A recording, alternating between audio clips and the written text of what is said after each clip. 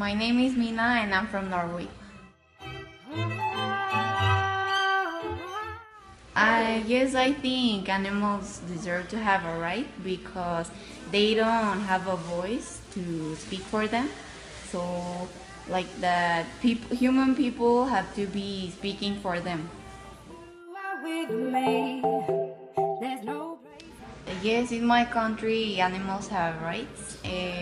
For example, we don't have dogs in the streets. If you see a dog in the street, it should have a name or a number you can call to find the owner. Or that you can't kill wolves, and there is a special time when you can go hunting. It's only a week in a year. I think animal cruelty is a bad thing. I'm really against animal cruelty.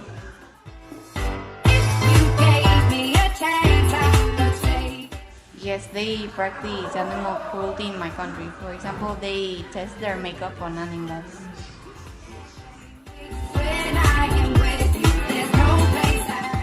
Yes, some people care about animals and others, well, they don't. I have never done anything to save an animal from animal cruelty, but if I ever will be in a situation that I have to do something, I will do it. Okay, a good idea to keep animals safe is to make a law that say that if you abuse an animal, they can put you in jail or judge you.